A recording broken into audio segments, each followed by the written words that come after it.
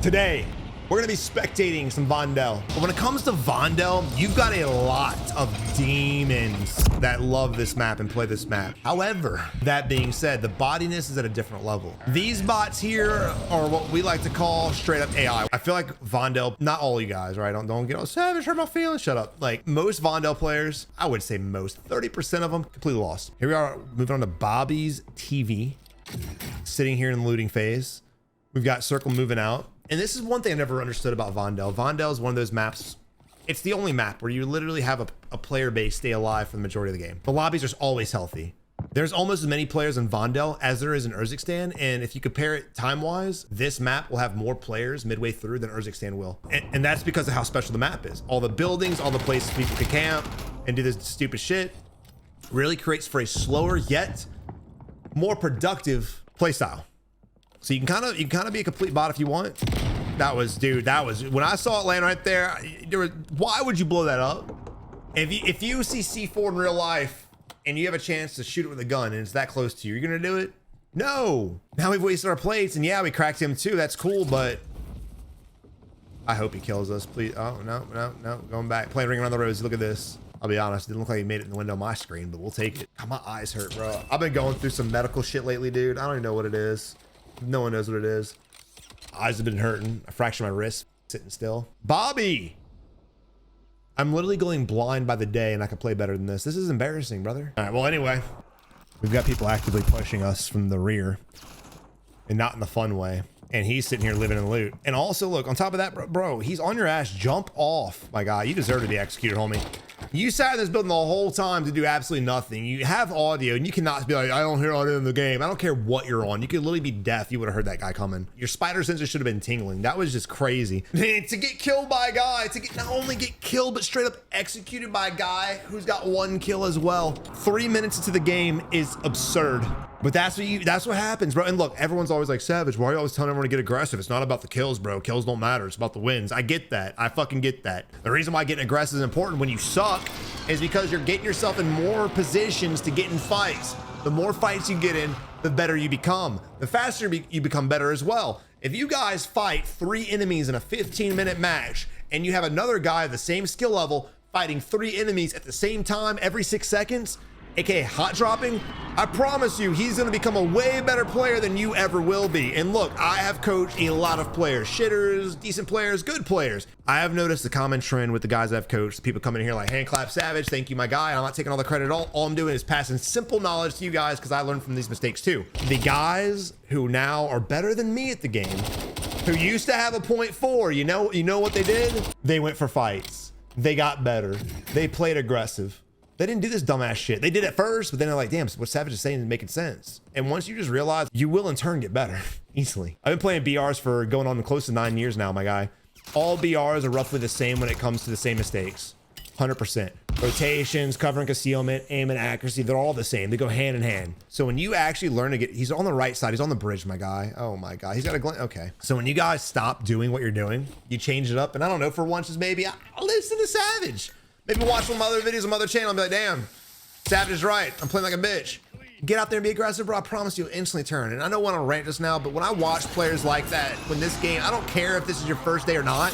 When I watch players like that play like this, it blows my mind because there's no way in hell any person who can actually form conscious thoughts thinks that playing like that will make them better. But yet, the majority of the player base does it. And again, I think it's a lot of the fear. It's a lot of the pressure of I've got to win. What you have to do is get better. I tell people this all the time. When Rebirth came out, when Warzone 3 came out, before you try to win the game. Hey guys, if you are enjoying the video up to this point, please do me a favor and consider subscribing to the channel or at least dropping a like on the video. Learn to win your fights. Because if you don't learn to win your fights consistently and with confidence, then yeah, you might win a few games here and there. You can hide till in game. You might get a win with 3, 4, 7 kills. Cool. But until you guys learn how to fight effectively, winning consistently, out of the question. Not gonna fucking happen. Send this to a friend that needs to hear that, bro. I know you guys, we all got teammates we play with who are just quiver in their boots. In reality, bro, it's a video game, man. You're supposed to want to get better at a craft, at a hobby that you have, right? If your hobby is building models, you're probably gonna want to get better at building models. If your hobby is racing cars, you probably want to learn how to actually drive and be better at it. Every hobby we have, you should have some pride in trying to get better than just sitting there trying to go for wins. If your only focus is winning, and I get it, it's the principle, but if your only focus is winning and not getting better on top of it, it's kind of an ego thing. It's not really a hobby for you. You just want to get a win to flex it to your friends. That's not a cardinal rule for all of you guys, but for a lot of y'all watching, it definitely is. You know what I'm talking about. But I'm just trying to pass some knowledge on to get you guys out there and actually play the fucking game. When you look at number 1, he got the sniper shot off. He's got 4 kills. I don't think he's the greatest player, but I know he could be on a 10-kill game right now, easily. But we see his rotations. We see where he sat the whole time. We see what he's doing. There's really not much aggression to it. This guy's AFK dropping, and he's got spawn protection. He had spawn protection. Again, we're now 6 minutes in, 30 people up. All right. See, aim isn't the worst we've seen, but definitely has a little bit of work it needs. And I'd like to see him get a little bit more aggressive with it. And I'm not saying be aggressive, like push into a 1v1 and like just put yourself in a bad position, but we should be relocating from rooftop to rooftop, moving around like he's kind of doing now. Trying to find different places we can maybe, I don't know, gatekeep the enemy, maybe third-party enemy who's fighting another player. There's so many things we can be doing. For instance, when you look at this map, the first thing I see is, 1, there's a guy on us.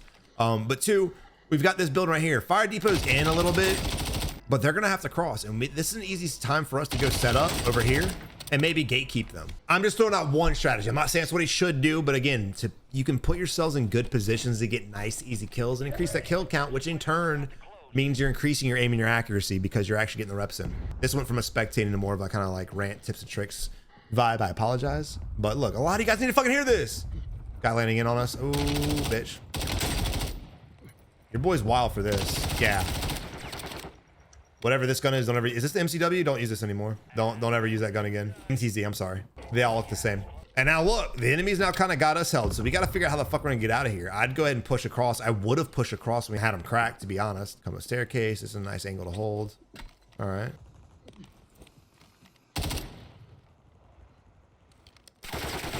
Yeah, I was pretty sure he went outside. I don't know why we were looking in the hallway still. But okay. This is like... Bro, this is not going to end well for... I don't know who's going to win this fight. They're both kind of dumb, but I'm interested to see who wins this. Now, the enemy should not push us. He just needs to think about how he's going to gatekeep us. Again, rotate the fuck away. Oh my, oh, here he is. Okay, all right, good shit. There we go. That's what you want to see. Love it. He knew we were on the roof. Why the was he crouch walking the outside vulnerable to us? I don't get it, dude. All right, we're gonna ping here. This is not where you want to go, but this is where he's pinging. Nice shot. Love it. That's fucking, this is some bullet drop, bro. There's a lot of great builds for sniper rifles. This is not one of them.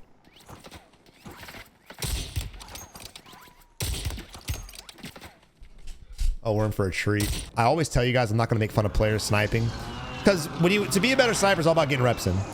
Just like everything else, to be good at anything, you got to get reps in. But you want to miss shots. If you're a sniper, you want to be taking shots and getting kills on the enemy and practicing that lead. But you got to use a decent build, brother.